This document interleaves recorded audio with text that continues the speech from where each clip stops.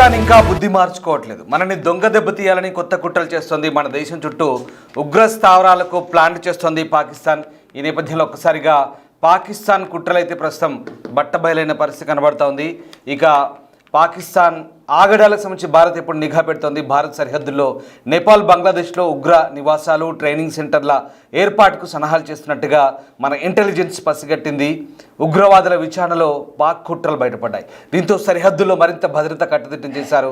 కొన్ని రోజులుగా నేపాల్లో విస్తరించడానికి లష్కరే తైబా, జైషే మహమ్మద్ ప్లాన్లు వేస్తోంది. అటు బంగ్లాలో అల్ ఖైదా, ఐసిస్ విస్తరిస్తోంది. ఈ నేపథ్యంలోనే పాకిస్తాన్ నుంచి బంగ్లా, నేపాల్కు వలసలు పెరుగుతున్నాయి. ఉగ్రవాద శిబిరాలకు తుర్కీ ఆర్థిక సహకారం అందిస్తున్నట్టుగా కూడా ఆరోపణలు వస్తున్నాయి. దీంతో ఒక్కసారిగా మరోసారి పాకిస్తాన్ తన వక్రబుద్ధిని ప్రదర్శిస్తోంది. భారత్లో మరోసారి అశాంతిని, అల్లకల్లోలాన్ని సృష్టించేందుకు సిద్ధమవుతున్నట్టుగా భారత నిఘా వర్గాలు భావిస్తున్నాయి. భారత్ చుట్టూ ఉగ్రవాదాన్ని విస్తరించేందుకు పాకిస్తాన్ కుట్రలు పడుతుందంటూ భారత నిఘా వర్గాలు అయితే బల్లగుద్ది చెప్తున్నాయి. ఇందుకోసం భారత్ సరిహద్దు దేశాలైన నేపాల్, బంగ్లాదేశ్లోని కొన్ని ప్రాంతాల్లో ఉగ్ర నివాసాలు, ట్రైనింగ్ సెంటర్లను సిద్ధం చేస్తున్నట్లుగా భారత్ నేపాల్ సరిహద్దులకు కొన్ని కిలోమీటర్ల దూరంలో ఉగ్ర స్థావరాల ఏర్పాటుకు సన్నాహాలు చేస్తున్నట్లుగా ఇంటెలిజెన్స్కు ఇన్పుట్స్ అందుతున్నాయి. ఆపరేషన్ సింధూర్ తర్వాత ఇవి మరింత వేగవంతమైనట్టుగా తెలుస్తోంది. ఉగ్రవాద శిక్షణ పొందేవారి కోసం బంగ్లా, నేపాల్లోని పలు ప్రాంతాల్లో కొన్ని శిక్షణ శిబిరాలు, నివాస సముదాయాలు ఏర్పాటు చేసినట్లుగా కూడా నిఘా వర్గాలు చెప్తున్నాయి. బంగ్లా, నేపాల్ సమీపంలోని భారత్కు చెందిన రాష్ట్రాలు ఇటీవల ఉగ్రవాద సంస్థలకు చెందిన పలువురు కార్యకర్తలను అరెస్ట్ చేసిన తర్వాత చేపట్టిన దర్యాప్తులో ఈ విషయాలు గుర్తించినట్టుగా నిఘా వర్గాలు అంటున్నాయి. దీంతో సరిహద్దు ప్రాంతాల్లో భద్రతను పెంచినట్టుగా కూడా తెలుస్తోంది.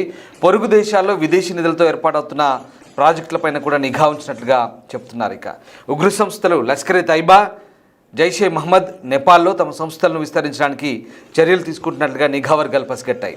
అల్ ఖైదా, ఐసిస్ గత 5 నెలలుగా బంగ్లాదేశ్లో తమ కార్యకలాపాలను విస్తరించడానికి ప్రయత్నాలు చేస్తున్నట్టుగా తెలుస్తోంది. ఇందులో భాగంగా పాకిస్తాన్లోని పలు ప్రాంతాల నుంచి బంగ్లాకు, నేపాల్కు నిరంతరం వలసలు కొనసాగుతున్నాయి. ఆయా దేశాల్లో ఉగ్రవాద శిబిరాల నిర్వహణకు కావాల్సిన నిధులను తుర్కీ అందిస్తున్నట్టుగా తెలుస్తోంది. ఢాకాలోని జమాతీ ఇస్లామీ కార్యాలయం పునరుద్ధరణకు తుర్కీ నిఘా సంస్థ నిధులు సమకూర్చినట్లుగా భారత ఇంటెలిజెన్స్ వర్గాలు ఆరోపిస్తున్నాయి. దీంతో సరిహద్దు ప్రాంతాల్లో భద్రతను కట్టుదిట్టం చేసినట్టుగా తెలుస్తోంది. మొత్తం మీద పాకిస్తాన్ కుట్రలు బట్టబయలవుతున్నాయి. భారత్ చుట్టుపక్కల ఉగ్రవాదాన్ని విస్తరించేందుకు కుతంత్రాలు పన్నుతుందంటూ భారత నిఘా సంస్థలు వెల్లడిస్తున్నాయి. ఈ లక్ష్యంతో భారత్ సరిహద్దుకు దగ్గరగా ఉన్న నేపాల్, బంగ్లాదేశ్ ప్రాంతాల్లో కొత్తగా ఈ ఉగ్రవాద శిబిరాలు, శిక్షణా కేంద్రాలను ఏర్పాటు చేసినట్టుగా తెలుస్తోంది. ఇక ఆపరేషన్ సింధూర్ తర్వాత ఈ ప్రక్రియ మరింత వేగవంతమైనట్టుగా తెలుస్తోంది.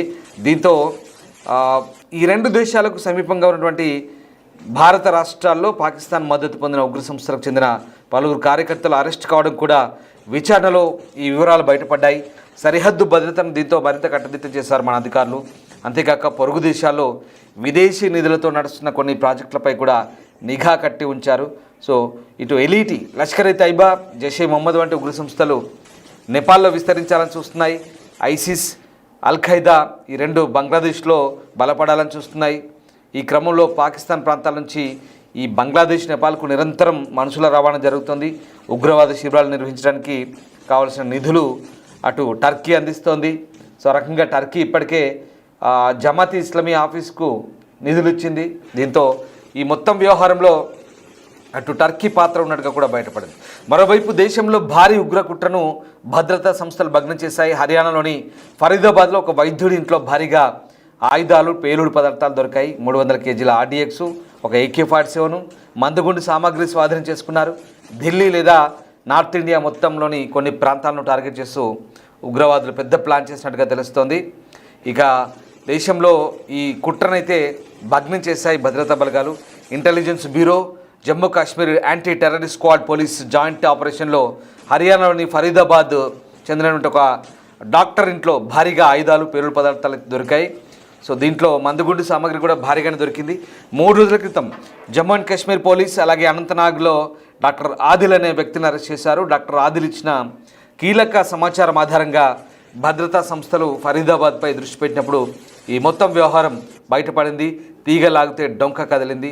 ఫరీదాబాద్లో ఈ వైద్యుడు కాశ్మీర్కి చెందిన ముజాయిల్ షకీల్గా గుర్తించారు. నవంబర్ 6న ఉగ్రవాద సంస్థ జైషే మహమ్మద్కి మద్దతుగా పోస్టులు అతికించారనే ఆరోపణలతో డాక్టర్ ఆదిల్ రాథర్ను అరెస్ట్ చేసి పోలీసులు ఇప్పుడు అతని ఇంట్లోనే RDX AK-47 వంటి ఆయుధాలు లభ్యమయ్యాయి.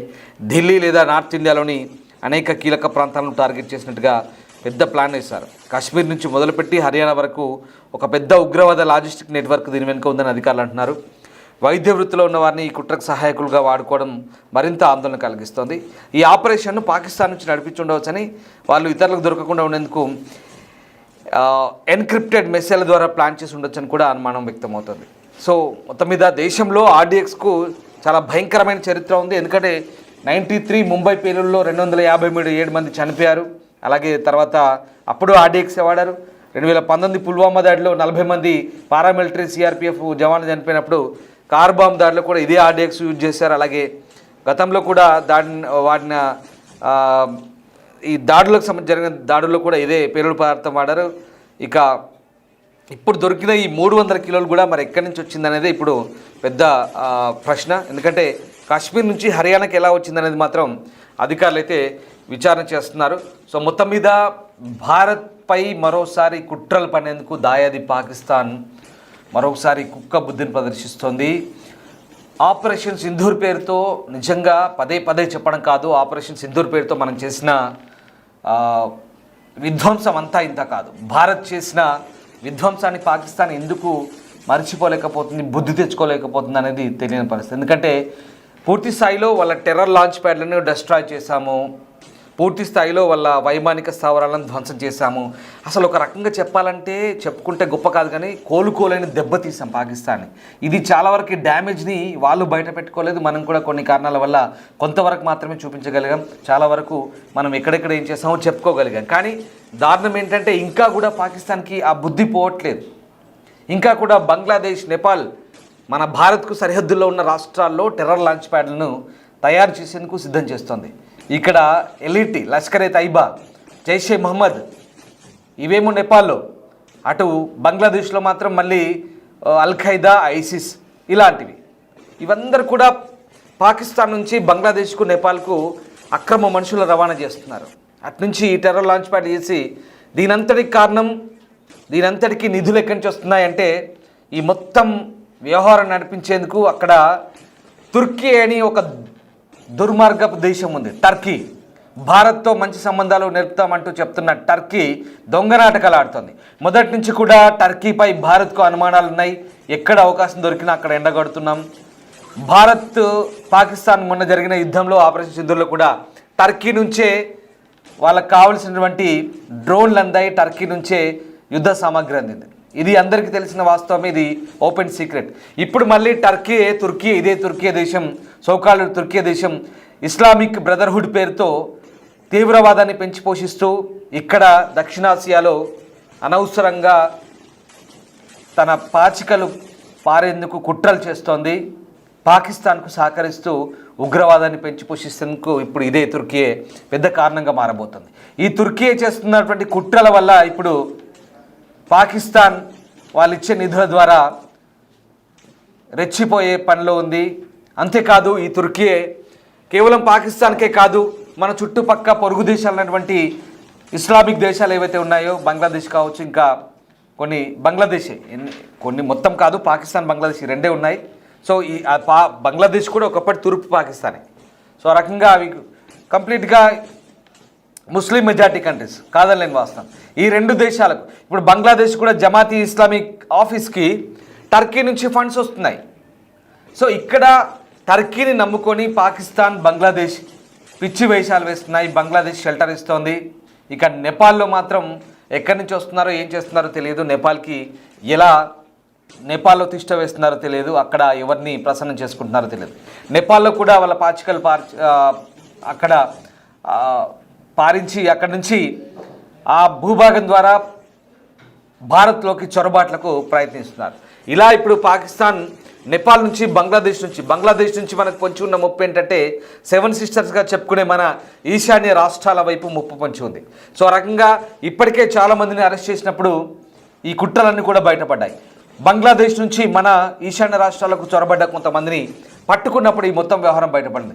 ఇవన్నీ కాదన్నట్టుగా ఒక దుర్మార్గుడు డాక్టర్ రూపంలో, వైద్యుడి రూపంలో ఉన్న ఆదిల్ అనే ఒక దుర్మార్గుడిని పట్టుకున్నప్పుడు హర్యానాలో వాడి దగ్గర 1 కాదు 2 కాదు 300 కిలోల ఆర్డిఎక్స్ పేలుడు పదార్థాలు. ఒక్కసారి ఊహించుకోండి ఎంత విధ్వంసం జరగడానికి కుట్ర జరుగుతోంది, ఎంత భారీగా మరోసారి భారత్లో కుట్రలకు తెరదించుతున్నారో, పేలులకు పాల్పడేందుకు కుట్రలు వ్యూహరచన చేస్తున్నారో దీన్ని బట్టి అర్థం చేసుకోవచ్చు. నేను మీకు ఇందాక చెప్పిన కొన్ని ఉదాహరణలు, పుల్వామా కావచ్చు, 93లో ముంబై పేలులు కావచ్చు, వీటన్నిటి కూడా సోకాళ్ళు పేలుడు పదార్థమే వాడారు. అది చాలా భయంకరమైనది, అది చాలా తీవ్రంగా ప్రభావం చూపిస్తుంది. ఇప్పుడు అదే పేలుడు పదార్థాన్ని ఉపయోగించి 100 కిలోలు, అసలు కాశ్మీర్ నుంచి హర్యానాకు అంత పెద్ద స్థాయిలో ఆ పేలుడు పదార్థాలు ఎలా వచ్చాయన్నదే అంతుబట్టని ప్రశ్న. ఒక్కచోట కాదు, గుర్తుపెట్టుకొని ఒకసారి, కేవలం ఉత్తర భారతదేశం కాదు, దక్షిణ భారతదేశంలో కూడా ఎక్కడికక్కడ షెల్టర్ జోన్లు ఏర్పాటు చేసుకుంటున్నారు, నిఘా వ్యవస్థను ఏర్పాటు చేసుకుంటున్నారు. పాకిస్తాన్ కుక్కలు విసిరే బిస్కెట్లకు మన దగ్గర ఉన్నటువంటి కొంతమంది కుక్కలు ఆ బిస్కెట్లకు ఆశపడి పాకిస్తాన్కు సహకరిస్తున్నారు. ఇది మనం గమనించాలి. మన పొరుగున ఏం జరుగుతుందో గమనించాలి, మన పక్కన ఏం జరుగుతుందో గమనించాలి, మన ముందు ఏం జరుగుతుందో గమనించాలి, మన వెనకాల ఎలాంటి కుట్రలు జరుగుతున్నాయో ఆ కుక్కలను కనిపెట్టుకుంటూ ఉండి వాళ్ళను మనం ఇక్కడి నుంచి ఏరిపారేసే పనిలో నిమగ్నమై ఉండాలి. దయచేసి అందరూ గుర్తుపెట్టుకోండి. ఎందుకంటే ఇప్పటికే ఆంధ్రప్రదేశ్లో చాలా చోట్ల, రాయలసీమ ప్రాంతాల్లో ఈ కుక్కలు దాగి ఉన్నారంటగా బయటపడింది. చాలామందిని అరెస్ట్ చేశారు. ఎక్కడో తమిళనాడు నుంచి వచ్చి చీరల వ్యాపారం ముసుగులో ఈ పేలుడు పదార్థాలు పెట్టుకొని ఇళ్లలో దేశం మొత్తం కుట్రలకు పాల్పడతారు, లేదా హైదరాబాద్ చుట్టుపక్కల ప్రాంతాల్లో ఉంటారు, ఓల్డ్ సిటీలో ఉంటారు, లేదా నల్లగొండలో ఉంటారు, లేదా నిజామాబాద్లో ఉంటారు. పాకిస్తాన్ వేసే ఈ చిల్లరకు ఆశపడ్డ ఈ కుక్కలు కొంతమంది సొంత దేశానికి కన్నతల్లికి ద్రోహం చేసిన మాదిరిగా వ్యవహరిస్తున్న పరిస్థితి. ఇదిగో ఇలాంటి వాళ్ళంతా కూడా షెల్టర్ జోన్లుగా ఇక్కడ వ్యవహరిస్తూ స్లీపర్ సెల్స్గా మారి పాకిస్తాన్కు సహకరిస్తున్న పరిస్థితి. దీనంతటి కూడా భారత్ పసిగడుతుంది. ఎప్పటికప్పుడు నిఘా వర్గాల నుంచి అందుతున్న సమాచారం మేరకు కుట్రలు భగ్నం చేస్తున్నాం. భారత్ ఒకటి చెప్తుంది, పాకిస్తాన్ ఇక్కడ నుంచి ఎలాంటి ఉగ్ర చర్యలకు పాల్పడ్డా అది యుద్ధ చర్యగా పరిగణిస్తామని. అందుకే భారత రక్షణ మంత్రి, భారత ఆర్మీ మేజర్ జనరల్ ఒకటి చెప్తున్నారు, ఇక నుంచి ఇంకా ఏమీ అవ్వలేదు, ఇంకా ఏది పూర్తి అవ్వలేదు, ఇంకా ముందు మిగిలే ఉంది ముసళ్ళ పండుగ అంటున్నారు. పాకిస్తాన్ ప్రపంచ పటంలో ఉండాలంటే ఇలాంటి పిచ్చి పిచ్చి వేషాలు మానుకోవాలి, లేదంటే ఉండాలో లేదో వాళ్ళో తేల్చుకోవాలని చెప్పేసి మన దేశం నుంచి మనం హెచ్చరికలు పంపుతూనే ఉన్నాను. ఇప్పుడు చెప్పండి, మీరేమనుకుంటున్నారు? ఒకసారి కామెంట్ చేయండి. పాకిస్తాన్ వక్రబుద్ధికి సంబంధించి భారత్ ఎలాంటి చర్యలు తీసుకోవాల్సిన అవసరం ఉంది? Thank you very much.